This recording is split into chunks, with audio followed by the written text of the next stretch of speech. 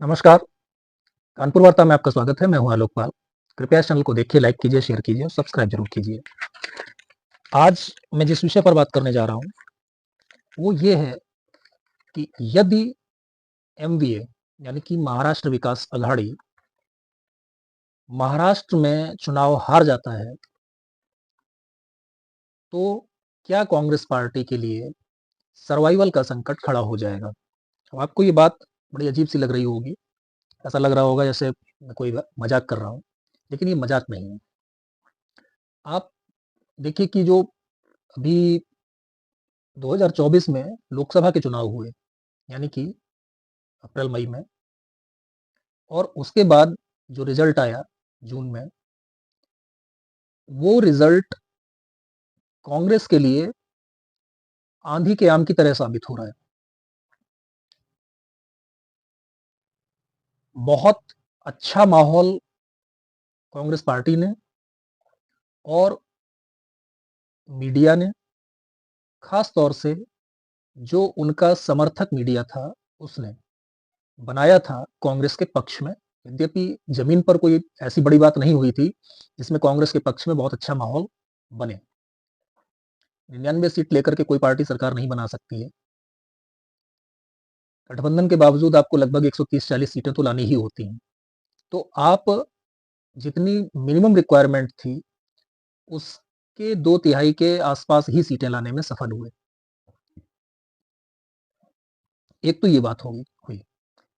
दूसरा, जिस तरीके से पहले कर्नाटक में, फिर तेलंगाना में और उसके साथ-साथ मध्य प्रदेश, राजस्थान और छत्तीसगढ़ के चुनाव में मुस्लिम कंसोलिडेशन हुआ कांग्रेस के पक्ष में,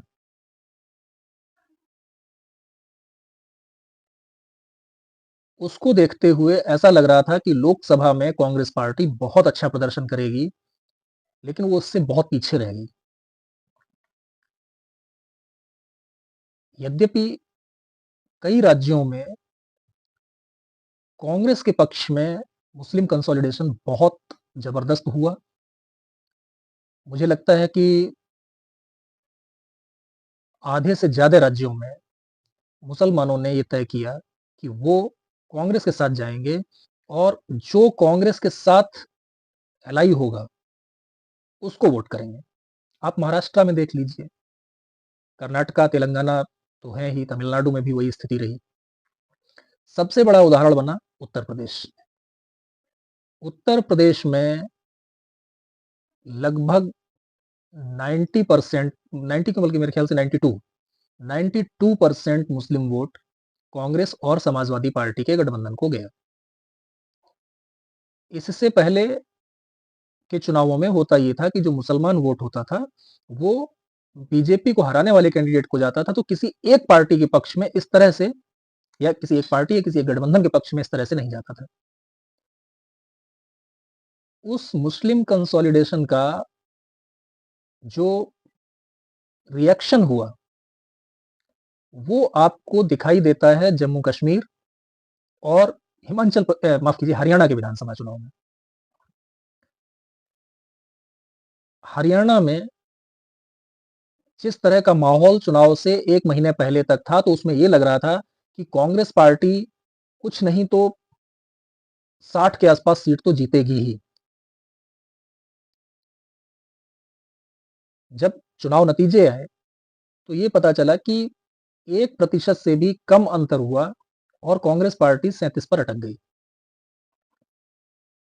बहुमत से लगभग 8 सीट पीछे रह गई। जम्मू कश्मीर की अगर बात करें, तो कश्मीर में चूंकि कांग्रेस के पास कोई विशेष जनाधार बचा नहीं था और पूरी तरीके से मुस्लिम डोमिनेटेड एरिया कश्मीर घाटी में, तो वहां की अधिकांश सीटें, अधिकांश के लगभग सभी सीटें, वो ले गया नेशनल कॉन्फ्रेंस। कांग्रेस को वहां पे थोड़ी सीटें मिली हैं, ऐसा नहीं कि बिल्कुल नहीं मिली, कुछ सीटें कांग्रेस को वहां पर मिली हैं, लेकिन ज्यादातर सीटें जो है वो नेशनल कॉन्फ्रेंस ले गया। जम्मू, जहां पर नेशनल कॉन्फ्रेंस ये उम्मीद कर रहा था कि कांग्रेस पार्टी वहां पर अच्छा प्रदर्शन करेगी और बीजेपी को टक्कर देगी, वहां कांग्रेस की हालत खस्ता हो गई और कांग्रेस मेरे ख्याल से जम्मू रीजन में एक भी सीट जीतने में कामयाब नहीं हुई है। एक जीत गई हो तो उसका मुझे थोड़ा कम आइडिया है, लेकिन एक भी सीट जीतने में, जहां तक मुझे याद है, जीतने में कामयाब नहीं हुई।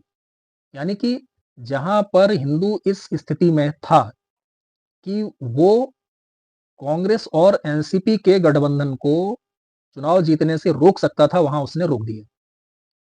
हरियाणा का भी लगभग लगभग यही हाल रहा।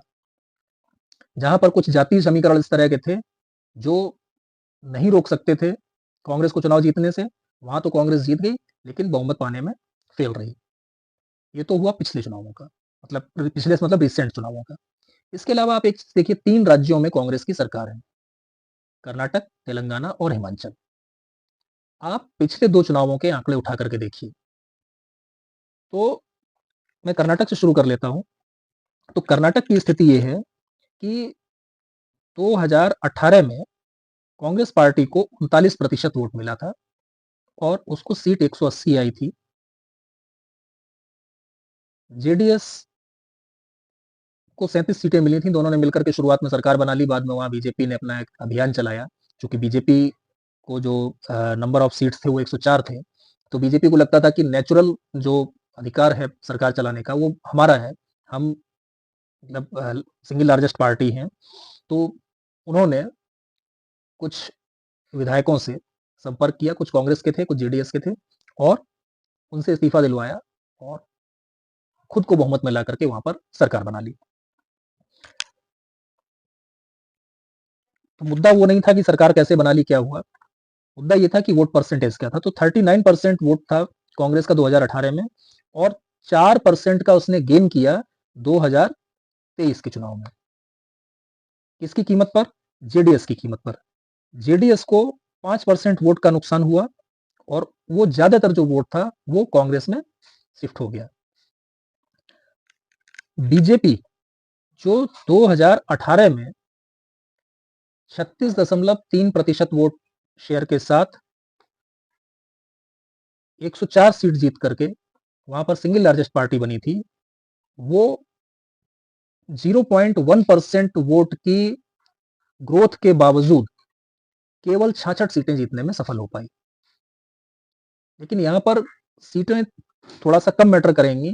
जो मेन चीज है वो है वोट शेयर, कि 2018 और 2023 के चुनाव के बीच सरकार भले ही नहीं बीजेपी बना पाई, लेकिन उसके वोट शेयर में कोई डिक्लाइन नहीं हुआ। उसने अपना वोट शेयर इंटैक्ट रखा और एक्चुअली भले ही बहुत मामूली बढ़त हो, लेकिन कुछ बढ़ा ही लिया।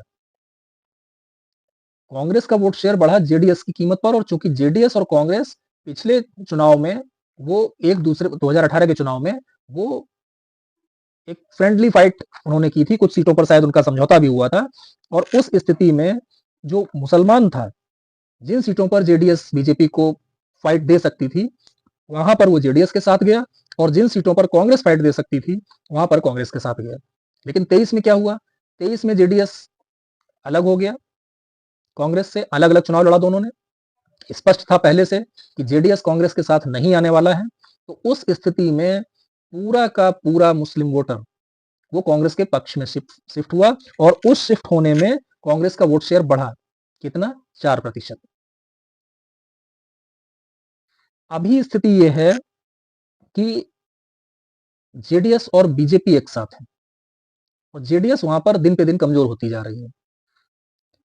कोई बहुत अचंभा नहीं होगा मुझको अगर 2028 का चुनाव आते आते कर्नाटक में जेडीएस का या तो मर्जर हो जाए बीजेपी में, या जेडीएस अपने आप में खत्म हो जाए, परिवार की एक दो सीटों को छोड़ करके, मतलब देवगौड़ा परिवार की, बाकी जेडीएस वहां से लगभग खत्म हो जाए। अगर ऐसी स्थिति बनती है तो आप तय मानिए कि जो 2023 में जेडीएस को वोट बचा है मतलब जो इस बार वोट मिला है 2023 में 13.5% के आसपास, उसमें से कम 10% वोट वो शिफ्ट हो जाएगा बीजेपी की तरफ। और जो बचा हुआ 3-4% वोट है वो अगर जेडीएस रहेगी तो जेडीएस के पास रहेगा, और अगर जेडीएस नहीं रहेगी तो वो वोट अलग अलग जगह पर बढ़ जाएगा। एक बड़ा हिस्सा कांग्रेस में चला जाएगा, बाकी वो बढ़ जाएगा। जब ये स्थिति आएगी तो उस समय पर आप तय मान के चलिए कि बीजेपी और कांग्रेस के वोट शेयर में या तो कांटे की टक्कर होगी या बीजेपी 1-2% ऊपर होगी। और वहां पर अगर ये स्थिति आने वाले समय में बनती है कि वहां दो दलीय व्यवस्था आ जाती है, दो दल रह जाते हैं, तो जिस तरह की ग्रोथ कांग्रेस बीजेपी की है कर्नाटक में, तो आने वाले समय में वो कांग्रेस के लिए मुश्किल खड़ी कर सकता है। तेलंगाना का ऐसा है कि तेलंगाना में 2 चुनाव टीआरएस ने जीते। इसके बाद जो 2022 का चुनाव हुआ, नहीं 23 में ही हुआ था, सॉरी, 2023 का जो चुनाव हुआ, उसमें कांग्रेस पार्टी ने एक अच्छा गेन किया और वो अच्छा गेन भी टीआरएस के वोटर और खास तौर से मुसलमान वोटर की वजह से हुआ।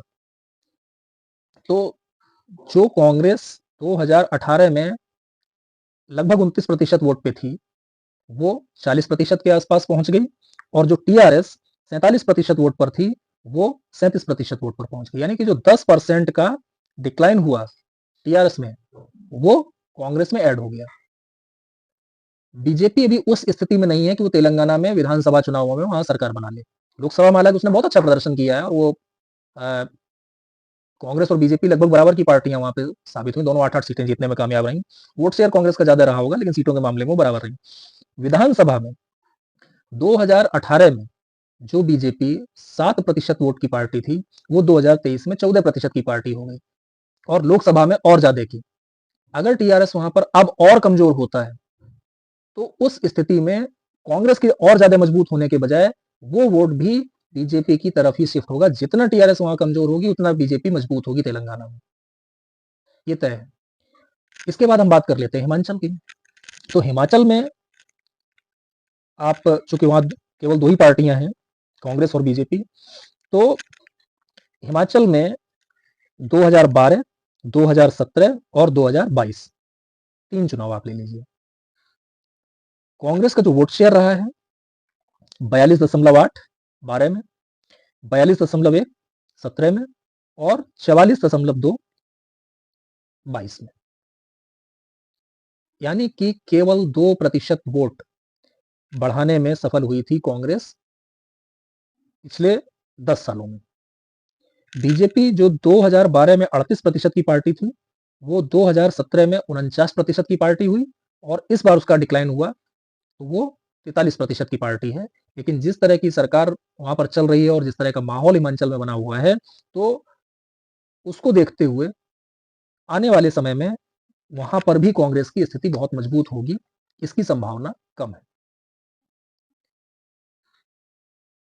राजस्थान को एक छोड़ दें तो बाकी ना तो छत्तीसगढ़ में ऐसा कोई माहौल बन रहा है अभी तक, मेरे ख्याल से लगभग साल भर होने को आ रहा है चुनाव का, तो पिछले 1 साल में अभी तक ऐसा कोई माहौल नहीं बन रहा है जो कांग्रेस के पक्ष में जाता हुआ दिखाई पड़े किसी भी तरह से।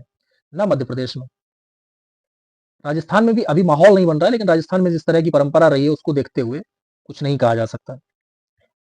अब महाराष्ट्र की बात कर लेते हैं। महाराष्ट्र में 2014 के चुनाव में कांग्रेस पार्टी का जो वोट शेयर था, वो था 18%। 2019 में घट के हो गया 16%। सीटें लगभग सेम रही, 14 में 42 थी और 19 में 44 हो गई। कांग्रेस की जो सहयोगी पार्टी है, हालांकि 14 में सारी पार्टियों ने अलग अलग चुनाव लड़ा था, लेकिन फिर भी वो सहयोगी पार्टियों की श्रेणी में उसको गिनना चाहिए। तो जो कांग्रेस की सहयोगी पार्टी है एनसीपी, उसका वोट शेयर 18 में, माफ कीजिए 14 में 17% था, बल्कि 17.5% था और वो घट करके 17 से नीचे आ गया 19 में। बीजेपी जिसका वोट शेयर 28% था 14 में, वो अकेले चुनाव लड़ी थी पूरे महाराष्ट्र में, वो घट करके 26 हो गया, क्योंकि इस बार शिवसेना जो है उसके साथ चुनाव लड़ी थी, तो कम सीटों पर चुनाव लड़ी थी बीजेपी। और सेम चीज जो है वो शिवसेना के साथ थी कि शिवसेना जो 14 में अकेले चुनाव लड़ी थी, ज्यादा सीटों पर लड़ी थी, तो उसको 19.5% वोट मिला था और जब कम सीटों पर लड़ी गठबंधन में तो उसको 16.6% वोट मिला। अब यहां पर इस बार क्या हुआ है कि वहां 2 गठबंधन चुनाव लड़ रहे हैं और दोनों गठबंधन में 3-3 प्रमुख पार्टियां हैं। एक तरफ कांग्रेस है, एक तरफ बीजेपी है और दोनों के साथ शिवसेना का एक धड़ा है और एनसीपी का एक धड़ा है, यानी कि दोनों पार्टियां अलग में विभाजन हो चुका है। एक धड़ा बीजेपी के साथ है और एक धड़ा कांग्रेस के साथ है। तो ऐसी स्थिति में अगर बीजेपी अपना वोट संभालने में कामयाब होती है और जिस तरह का माहौल पिछले 15-20 दिन में बना है, खासतौर से हरियाणा चुनाव के परिणामों के बाद, तो लग रहा है कि वहां बीजेपी गेन कर रही है। जो मैदान उसके हाथ से निकल गया था, वो बीजेपी फिर से पकड़ रही है।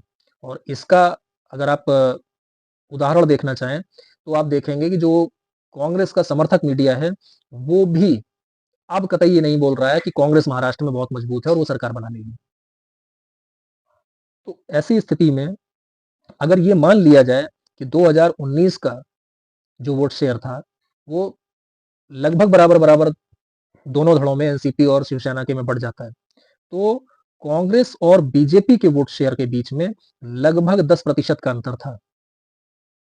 बीजेपी अगर अपना वोट शेयर संभालने में कामयाब हो गई, तो आप तय मानिए कि विधानसभा चुनाव के जो परिणाम आएंगे, उनमें बीजेपी, कांग्रेस, बीजेपी वाला जो गठबंधन है, जिसे महायुति वहां बोला जा रहा है, वो कांग्रेस के गठबंधन यानी कि महाविकास अघाड़ी से हो सकता है कि 5% तक ज्यादा वोट ले जाए। और अगर ऐसा होता है, तो महाराष्ट्र में महाविकास अघाड़ी की हार तय होगी और बड़ी हार तय होगी। अभी कुछ समय पहले तक मुझको लग रहा था कि वहां बहुत कांटे की टक्कर होगी, लेकिन अब मुझको वहां का जो माहौल बन रहा है, जो न्यूज में आता है, जो फील्ड रिपोर्टर्स से समझ में आता है, तो उससे ये लग रहा है कि अब शायद दोनों पार्टियों के, दोनों गठबंधनों के बीच में 5% तक का वोट शेयर में डिफरेंस हो सकता है। और अगर 5% का डिफरेंस होता है, तो भले ही महाराष्ट्र एक बड़े क्षेत्रफल वाला राज्य है, बड़ी आबादी वाला राज्य है, लेकिन फिर भी आप मान के चलिए कि 2/3 बहुमत के साथ महायुति सरकार में आ सकती है, अगर 5% का अंतर रहा। 1% के अंतर में तो ये भी हो सकता है कि 1% वोट ज्यादा मिल जाए महायुति को और सरकार महाविकास अघाड़ी की बन जाए। लेकिन अगर वो 3 से 5% के बीच का अंतर रहता है, तो बड़ा अंतर हो जाएगा सीटों में। महाराष्ट्र का तो ये हुआ कि अगर एमवीए वहां पर सरकार बनाने में कामयाब नहीं होता है, तो कांग्रेस के लिए महाराष्ट्र में भी सर्वाइवल मुश्किल होगा और देश में भी मुश्किल हो जाएगा, क्योंकि आगे का उसका माहौल खराब हो जाएगा। झारखंड की जहां तक बात है, तो मुझे लग रहा है कि झारखंड की स्थिति यह है कि वहां का चुनाव शायद मुकाबले में भले ही एक तरफा ना हो, लेकिन नतीजे में एक तरफा जा रहा है, क्योंकि वहां पर कोई ये बात ही नहीं कर रहा है कि यहाँ कांटे की टक्कर है, वहां कांटे की टक्कर है। हर आदमी ये मान के चल रहा है कि झारखंड में सरकार बदलने वाली है। तो सरकार बदलने वाली का मतलब ये है कि वहां पर भी बीजेपी की सरकार आने वाली है। तो अगर कांग्रेस जो 2 चुनाव भी हाल में हारी है, जम्मू कश्मीर में और हरियाणा में, उसके बाद फिर 2 चुनाव हार जाती है, झारखंड में लगभग तय माना जा रहा है, क्योंकि झारखंड में कांग्रेस को लेके कोई भविष्यवाणी करने को तैयार नहीं है। और महाराष्ट्र में अगर महाविकास अघाड़ी सरकार बनाने में कामयाब नहीं हुई, तो कांग्रेस के लिए बहुत बड़ा संकट खड़ा हो जाएगा। कांग्रेस उसको कैसे हैंडल करेगी, ये देखने की बात होगी। तो मुझको लगता है कि अगर महाविकास अघाड़ी कांग्रेस महाराष्ट्र में हारी, तो ये कांग्रेस के लिए सर्वाइवल का संकट होगा। आने वाले जो चुनाव हैं, जिन राज्यों में है फिलहाल, उनमें कांग्रेस का कोई बड़ा स्टेक है नहीं। साउथ में जब तक अगले चुनाव आएंगे, तब तक क्या परिस्थिति बनेगी, उसका कंफर्म नहीं कहा जा सकता है। लेकिन मुकाबला जहां पर कांग्रेस ताकतवर है, वहां पर मुकाबला कड़ा होने वाला है, खासतौर से कर्नाटका और तेलंगाना में। केरल की अगर बात करें, तो वहां इस बात की संभावना ज्यादा है कि कांग्रेस वहां पर वापस आ सकती है, लेकिन वहां बीजेपी का कोई स्टेक है नहीं। वहां पर या तो लेफ्ट है या कांग्रेस है। और तमिलनाडु में भी चुनाव नहीं होने जा रहे हैं। तो ये एक बड़ा संकट साबित होगा। जो माहौल पिछले 4, 5, 6 महीने में कांग्रेस ने बनाया था, वो माहौल मेरे ख्याल से खत्म हो गया है। और जो लोकसभा के चुनाव, जैसा मैंने शुरुआत में कहा कि लोकसभा चुनाव में जो भी परिणाम आया, वो कांग्रेस के लिए आंधी के आम साबित हो रहा है कि एक बार मिल गया, अब आप शांत बैठ जाओ, अब आपको कुछ मिलने वाला नहीं है। आज की वार्ता में इतना ही। आप अपनी राय कमेंट के माध्यम से दे सकते हैं और आपसे एक बार फिर से अनुरोध है कि इस चैनल को सब्सक्राइब जरूर कीजिए। बहुत बहुत धन्यवाद। नमस्कार।